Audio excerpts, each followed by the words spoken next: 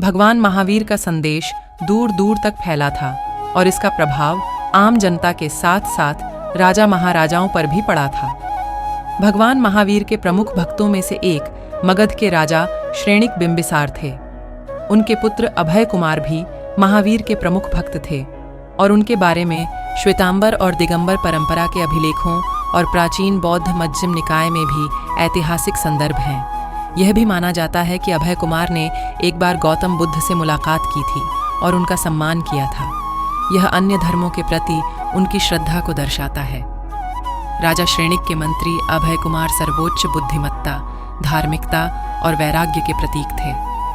उनकी कुशाग्र बुद्धि ने कई जटिल समस्याओं को सुलझाने में मदद की थी। तब दीपावली के त्योहार के दौरान पूजा की जाने वाली खाता बहियों में हमें अभय कुमार की बुद्धि का आशीर्वाद मिले, ये शब्द लिखने की प्रथा बन गई। एक बार पिता बिंबिसार ने अपने पुत्र अभय कुमार को एक खाली कुएं में उतरे बिना उसमें से एक अंगूठी निकालने की चुनौती दी। अभय कुमार ने गाय का गोबर कुएं में डाला और उसे सूखने दिया। अंगूठी उपले से चिपक गई और अब उसने कुएं को पानी से भर दिया। केक जिसमें अंगूठी थी फूलकर किनारे तक आ गया और इस तरह अंगूठी निकाल ली गई। इसी प्रकार उसने बगीचे से आम चुराने वाले चोर को पकड़वाने में राजा की सहायता की थी। एक बार राजा ने लोगों को अपनी ओर आकर्षित करने के लिए एक निम्न जाति के व्यक्ति से सम्मोहित करने की विद्या सीखनी चाहिए, लेकिन वह ऐसा नहीं कर सके। अभय कुमार को अपनी असफलता का कारण पता चला। उन्होंने कहा, आप अपने सिंहासन पर बैठकर कोई कौशल या कला नहीं सीख सकते। निम्न जाति के व्यक्ति को अपने शिक्षक के रूप में उच्च पद पर स्थापित करें और तभी ज्ञान की देवी आपसे प्रसन्न होंगी। इस प्रकार उन्होंने शिक्षक की सर्वोच्चता स्थापित की। अभय कुमार एक अत्यंत बुद्धिमान, न्यायप्रिय, स्नेही और एक आदर्श मंत्री के रूप में प्रसिद्ध थे। वह गुप्त रूप से यात्रा करके लोगों की समस्याओं के बारे में सीखते थे और इससे उन्हें अपने राज्य के खिलाफ साजिशों को हराने में मदद मिलती थी। उनकी तीव्र बुद्धि और प्रतिभा को साबित करने के लिए ऐसे कई उदाहरण हैं और जैन साहित्य उनके गुणों की गवाही देने वाली कहानियों से भरा पड़ा है। वह उदार, विनम्र और आत्मत्याग करने वाला भी था।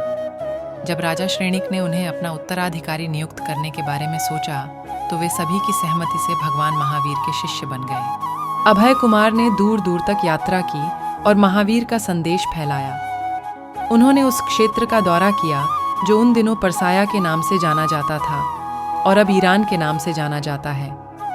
परास्या का राजकुमार अभय कुमार का मित्र था। महावीर के उपदेशों से प्रभावित होकर राजकुमार भी बाद में उनका शिष्य बन गया था। कहा जाता है कि अदरक के अनुरोध पर अभय कुमार ने उसके पास एक स्वर्ण मूर्ति भेजी थी। मूर्ति के दर्शन से अदरक के मन में वैराग, त्याग की इच्छा जागृत हुई और वह प्राचीन भारत की यात्रा पर निकल पड़ा। उसके परिवार के सदस्यों ने उसे मनाने की असफल कोशिश की। फिर वह भगवान महावीर से मिले और खुद को उनके सामने समर्पित कर दिया। इस प्रकार अभय कुमार ने खुद को एक सक्षम, बुद्धिमान मंत्री और एक अत्यधिक समर्पित भिक्षु साबित किया। जैन परंपरा में अभय कुमार बुद्धि, भक्ति और त्याग के आदर्श मिश्रण का प्रतीक है। उन्होंने सांसारिक सुखों का त्याग कर तपस्या का कठिन मार्ग चुना। श्रेणिक बिंबिसार के सभी राजकुमारों अभय कुमार, मेघ कुमार, नंदीसेन और वारिसेन ने समृद्धि और विलासिता में जन्म लेने के बावजूद त्याग का जीवन व्यतीत किया। भगवान महावीर के प्रभाव के वशीभूत होकर उन्होंने सब कुछ त्याग दिया और तपस्या और आध्यात्मिकता के कठिन मार्ग पर चल पड़े।